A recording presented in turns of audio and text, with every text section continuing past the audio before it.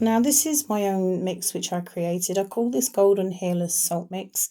Now I would always give this to a client who is working with their own healing abilities, on customers, on clients, as a way to not only kind of erect a safe space around their home using this soul boundary, but it also draws in positive energy, healing energy, so it's really powerful for that. Now I've literally got about a jug's worth in here. So sea salt, I would use turmeric. Now this is the really important ingredient. So turmeric is good for purifying spaces, banishing negative energies, but it also promotes inner and outer healing, which is the really important part with it. We also have gomphrena. Now these flowers are fantastic. I probably use 2 of these. I will take the petals off these, but then I'll add the petals whole into the mix rather than grinding them up. Gomphrena promotes strong heart and love energies and inner healing, but it also aids in spiritual realm connection. Also, they say gomphrena is a flower which, promotes invisibility, which is a strange, I think, property for it to have. So I've always used it and kind of, set the intention that essentially it will help cloak that particular working space or home space from more negative energies, so they won't necessarily hone in on it as easily. And then the last ingredient we have is rose. Now I use plenty of rose here for this one. As I said before, rose is good for encouraging feelings of love, and it works with the heart chakra energies, which is really important if you're a healer. And it's great because it represents women's intuition as well. So I'm going to grind them up and I'll show you what the mix looks like when it's done. So this is my Golden Healer Salt Mix. As you can see, it's a beautiful yellow colour, golden yellow. And I'll do it that way you can see without the label being in the way. And it's got lovely bits of pink in it as well. It's really nice. That's from the rose and gomphrena. It has a really interesting smell because you can smell them floral bits within it, but also you get that kind of slightly spiced anise kind of scent to it as well. Now with the turmeric, there's no real amount, set amount how much to add. But I find as I've ground up my ingredients already without the turmeric, I start to add them in the pot and then I add a few, shakes of turmeric, and then I slowly shake it through and fill up the pot gradually like that until I get this lovely golden colour. And this is a beautiful one, as I say, for healers, Reiki masters, anything like that. So that's that one. Now, this is a salt mix, which I would rather politely term fuck around and find out.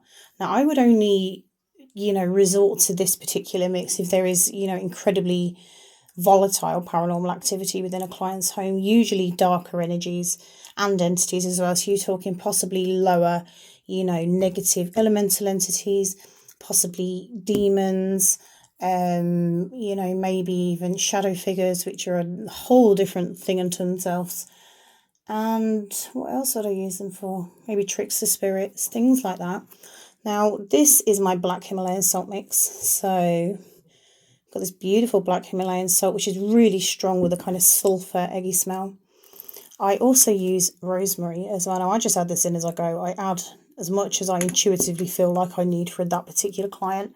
So rosemary is good because it cleanses spaces and also people's auric fields, helps to remove anxiety, which I think can be very, very important in these situations, in these kind of hauntings, because there'll be a lot of anxiety and stress, obviously, with the individuals because they're dealing with this. So trying to remove some of that, it kind of gives the entities and spirits less to feed on.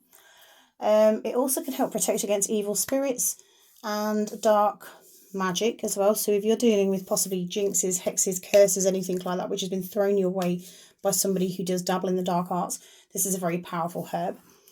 And then the magic bit. Now, I only keep a small vial of this, but I do need more. So this is red brick dust.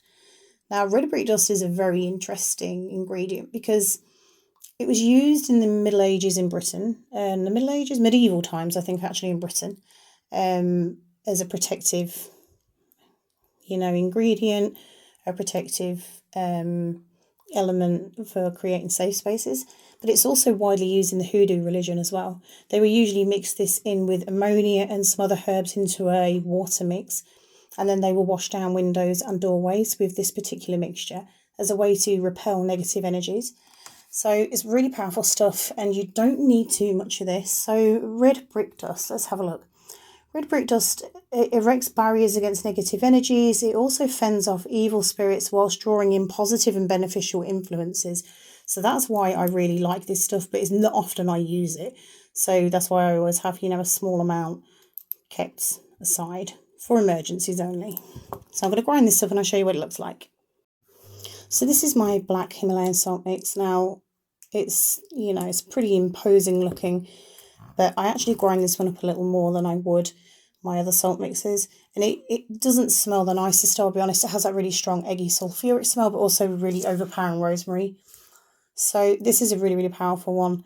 And I mean, a jar like this, if I was using this on one particular property, that would probably last a good few months. You'd be laying it down maybe every 2 weeks to kind of repel negative energies in a severe case.